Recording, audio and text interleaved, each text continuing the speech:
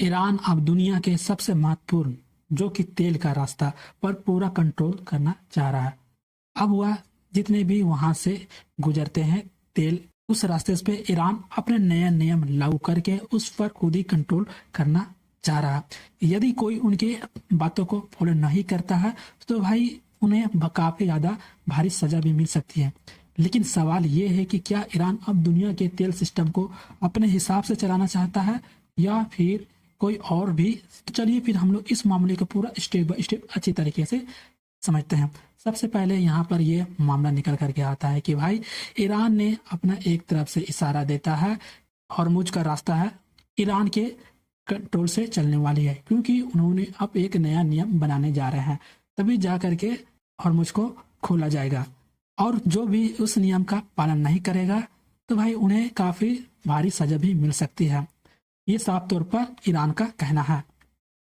लेकिन ईरान ने संकेत यह भी दिया है कि हॉर्मुज स्ट्रेट को फिर से पहले जैसा नॉर्मल किया जाएगा, लेकिन अब पुराने तरीके से नहीं, बल्कि उस पर कुछ बदलाव करके।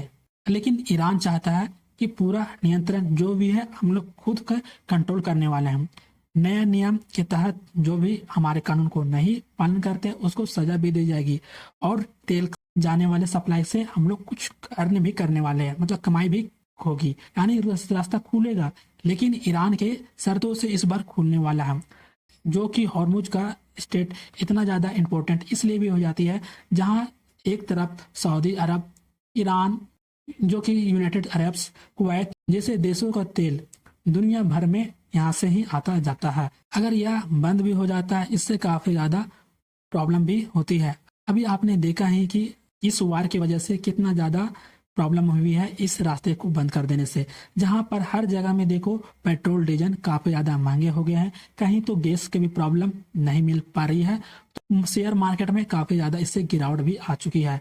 वैश्विक व्यापार में भी इससे काफ़ी ज़्यादा प्रभावित भी देखने को मिला हुआ है, और मिडिल ईस्ट में काफ़ी ज़्यादा इससे तनाव भी बढ़ गई है। वैसे ईरान का नया नियम अपना ला रहा है।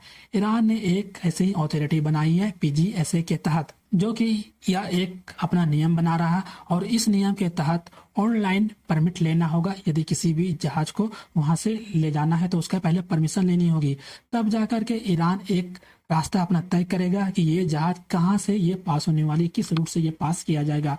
उसके बाद ईरान उन जहाज़ों की पूरा अच्छी तरीके से चेकिंग करेगा कि इसमें किसी तरीके से कुछ भी तो नहीं किया जा रहा है। वो हर चीज़ उसकी पूरा बढ़िया से देखभाल करेगी और उसकी चेकिंग भी करेगी कि आखिर ये जहाज कहाँ जा रही है।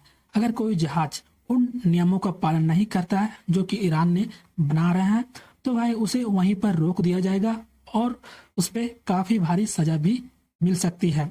लेकिन ईरान यहाँ पर एक चीज और भी लागू कर रहा है कि भाई देखो जितनी भी जहाज तो पास हो रही है, लेकिन वो उस पर आप टोल टैक्स लगानी होगी। ये साफ तौर पर ईरान का कहना है, क्योंकि यह एक बड़ा मुद्दा है। दुनिया की 20% तेल इसी रास्ते से गुजरता है, जो कि मिडिल ईस्ट ऑयल प्राइसेस भी इससे काफी ज्यादा बदल सकती है। यदि टोल टैक्स बढ़ जाता है भाई, शिपिंग कॉस्ट भी इससे बढ़ सकती है। और ईरान ने साफ साफ भी कह दिया है हर बैरल ऑयल पर लगभग $1 टोल टैक्स लेने वाले हैं। लेकिन यहाँ पर उन देशों की राहत मिलने वाली है जो कि ईरान के साथ उनकी अच्छी मित्रता है। लेकिन यहाँ पर एक साफ तौर पर ईरान ने यह भी बोल दिया है कि भाई उनको उन देशों को प्रॉब्लम होने वाली है जिससे अमेरिका इजराइल की मित्रता है। लेकिन अमेरिका के तरफ से भी इसको विरोध किया जा रहा है। ट्रंप ने ईरान का इस कदम की काफी ज्यादा आलोचना की है। जो भी यह कदम उठा रहे, नियम बना रहे हैं, वहीं पर ट्रंप ने वार्निंग भी दी है, अगर कोई शिपिंग कंपनीज ईरान को पैसे देते हैं और उनके नियम का पालन करते हैं तो उन्हें यूएस के तरफ से भी प्रतिबंध लगा दिया जाएगा। अब देखना होगा भाई कि जहां एक तरफ ईरान अपने नया नया नियम लागू करके उनसे टोल टैक्स भी वसूलना चाह रहे हैं, वहीं दूसरी तरफ अमेरिका का साफ साफ कहना है जो भी उनके बातों को फॉलो करेंगे और पैसे देंगे उन्हें टोल टैक्स के रूप में, तो उसे यूएस की तरफ से प्रतिबंध भी लगा दिया जाएगा। अब क्या होने वाला है, एक तरफ से ये ईरान चाह रहा है, दूसरी तरफ से ये अमेरिका ये प्रतिबंध लगा रहा है। वैसे चलिए हम लोग थोड़ा सा समझते हैं कि ईरान का नया नियम पीजीएसए के बारे में। पीजीएसए जो कि पर्सियन गुल्फ स्ट्रेट अथॉरिटी, इसका फुल फॉर्म हो जाता है। यह कोई ऑफिशियली जो भी जैसे नाटो जैसे संस्था या फिर यूएनए जैसा कोई भी संस्था नहीं है, बल्कि इंटरनेशनल एक्सेप्टेंस अथॉरिटी भी इसको कुछ भी नहीं मिला है, बल्कि एक नया नियम बना दिया गया है। इसका संबंध वैसे साफ साफ बताया जा रहा है, हॉर्मुज के रास्ता से ही बनाया गया है। आसान भाषा में समझ सकते हो कि भाई दुनिया के सबसे इम्पोर्टेंट क्षेत्र जो माना गया है, जो इसी को माना जाता है, जो कि यहीं से भी तेल इसी जगह से आना जाना होता है। और आपने देखा ही है कि भाई हॉर्मुज के रास्ता में कितना ज़्यादा प्रॉब्लम आई हुई है। जब से ये वार स्टार्ट हुआ है तब से काफ़ी ज़्यादा यहाँ पर सबको मुश्किल में डाल दिया है भाई। कहीं तेल की प्रॉब्लम, कहीं गैस की प्रॉब्लम, जिससे महंगाई भी काफ़ी ज़्यादा बढ़ गई है। लेकिन पीजीएसए की तरफ से यह साफ साफ जहाज़ों को उसको सुरक्षित प्रदान करेगा, जो भी समुद्री सुरक्षा है उसको संभालेगा, तेल टैंकरों की वहां से आने जाने वालों को उसको निगरानी करेगा, खाड़ी में देशों के बीच व्यापारिक रास्ते भी सुरक्षित रहेगा। लेकिन अभी तक इसका कोई भी मजबूत आधिकारिक अंतर्राष्ट्रीय दर्जा नहीं मिला है। जो भी नियम बनाया गया है उसका किसी तरीके का कुछ भी यहाँ पर दर्जा नहीं दिया गया है, ना ही यूनाइटेड नेशन जैसी मान्यता भी यहाँ पर प्राप्त मिला है इनको। वैसे अभी हॉर्मुज की स्थिति देख ही सकते हो कि भाई जहां पर लगभग 3200 जहाज ऐसे हैं वहां पे फंसे हुए हैं, करीब 800 ऑयल टैंकर्स भी यहाँ पे शामिल है। अब इससे मार्केट भी काफी ज्यादा परेशान में भी है। एक्सपर्ट साफ साफ मानते हैं कि भाई सिर्फ 15% चांस ही है जो कि हालात पहले जैसा ही नॉर्मल होंगे, क्योंकि अब ईरान ने अपना एक नया नियम चालू करना चाह रहे हैं, वो भी परमानेंट कंट्रोल चाह रहे हैं। इससे ईरान चाह रहा है कि भाई इससे लॉन्ग टर्म तक अपना रिवेन्यू कर सके। ये सब शुरू कैसे हुआ ये सब तो आप जान ही रहे हो। लगभग 2.5 महीना पहले जहां एक तरफ अमेरिका इजराइल मिलकर के ईरान के ऊपर बमबारी शुरू की थी, उसके बाद ईरान ने इस रास्ते को लगभग ही बंद कर दिया था। हालांकि बमबारी कम हुई, लेकिन अमेरिका अभी भी ईरान पोर्ट्स को ब्लॉक कर दिए हैं। लेकिन वहीं पे साफ तौर पर चाइना ने भी बोल रहा है ये झगड़ा शुरू नहीं होना चाहिए था, अभी इसे जल्द ही खत्म होना चाहिए।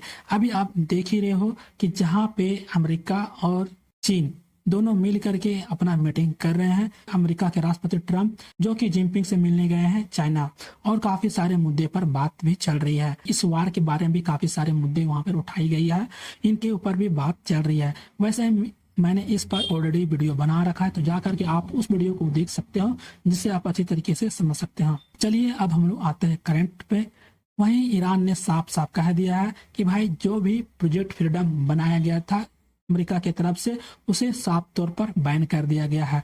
यानी अमेरिका के प्रोजेक्ट फ्रीडम से जुड़े जहाज जितने भी है और इस रूट से जो भी जहाजें गुजरेंगी उन्हें अनुमति नहीं मिलेगी। यानी अमेरिका से जुड़े शिप्स के लिए यह रास्ता लगभग ही बंद रहने वाला है।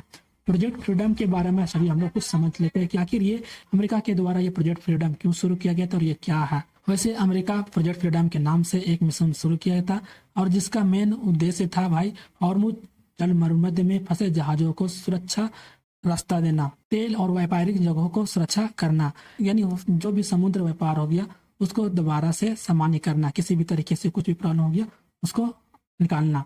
यह मिशन खास करके तब चर्चा में आया जब ईरान और अमेरिका के बीच काफी ज्यादा तनाव बढ़ा, तभी जो कि हॉर्मुज जहाजों पर हमले पर काफी ज्यादा रोक टोक भी देखने को मिली थी, जो कि वहां पर तेल जो सप्लाई हो रहा था उस पर काफी ज्यादा प्रभाव भी पड़ रहा था। प्रोजेक्ट फ्रीडम के तहत अमेरिका ने अमेरिकी नौसेना के युद्धपोत को भी काफी ज्यादा तैनात किए गए थे। व्यापारिक जहाजों को सुरक्षा देने की भी काफी ज्यादा योजना बनाई थी।